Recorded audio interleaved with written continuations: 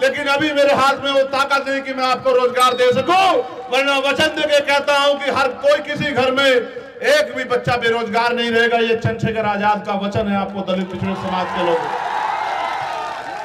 ये बात इसलिए कह रहा हूं कि जब हम 1, 2, 3 भाई वहां खड़े हो जाएंगे पार्लियामेंट में जाकर, किसी की मां ने दूध नहीं पिलाया कि संविधान के खिलाफ एक कलम चला ले। मेरी बात को आप याद रखें। देखो मैं आपसे सच कह रहा हूं, ये भारतीय जनता पार्टी के लोगों ने पूरा देश गिरवी रख दिया है। आज हमारा बॉर्डर सुरक्षा में नहीं है। अग्निवीर लाके दलित पिछड़ों के बच्चों को जो सेना में चले जाते थे, एक तरफ सेना का मनोबल गिराया, दूसरी तरफ वो नौकरी भी हमसे छीन ली। आप बताओ 400 रुपए की मजदूरी करने के बाद क्या हम इस देश में सुख सुविधा का जीवन प्राप्त कर सकते हैं क्या?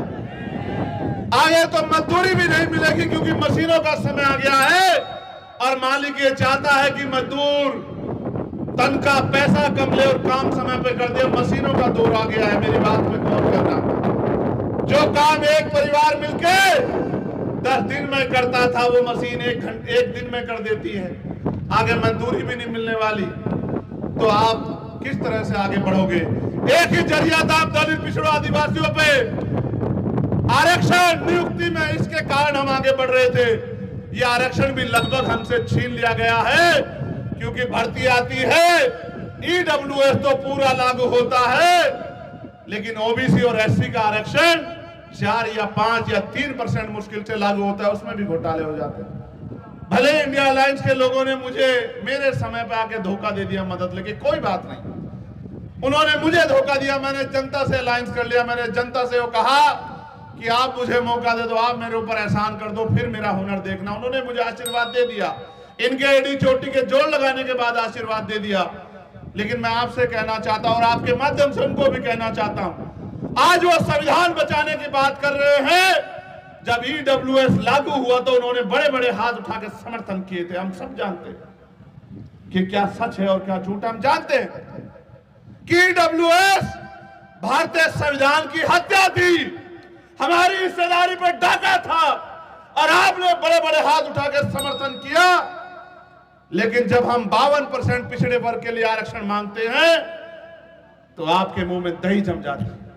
जब हम प्रमोशन में रिजर्वेशन मांगते हैं दलित पिछड़े अधिकारियों के लिए तो आपको साफ सूंघ जाता है। हम आपके चरित्र को जानते हैं, लेकिन हमारा झगड़ा भी आपसे नहीं है। आपसे समय आने पर निपटेंगे। लेकिन मैं आपसे कहना चाहता हूं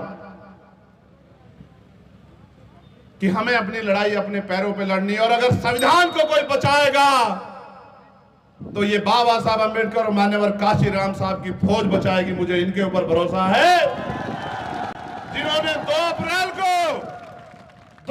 2018 को एक ऐसा इनकलाब लिखा था भारत की धरती पे कि शायद दोबारा कोई लिख भी नहीं पाएगा और पढ़ भी नहीं पाएगा कि एक SC/ST एक्ट को बचाने के लिए 17 नौजवानों ने, बहादुरों ने बलिदान दे दिया था। जब हमारे 17 भाइयों ने बलिदान दिया, कहां थे तुम जो संविधान बचाने की बात करते हो? आपको हमसे वोट चाहिए, बिल्कुल सच है, वोट चाहिए, लेकिन आपकी मंशा पे हमें शक है। और मैं आपको विश्वास से कहता हूं, यह सरकार अगर बदल जाएगी और इन दूसरे साथियों की अगर सरकार आ गई तो इनको भी इनके झूठे वादों के साथ हम चैन से नहीं बैठने देंगे। इनके भी कपड़े पकड़ पकड़ के एक एक वादा इनसे पूरा कराने का काम करेंगे। मेरी बात को आप याद रखना।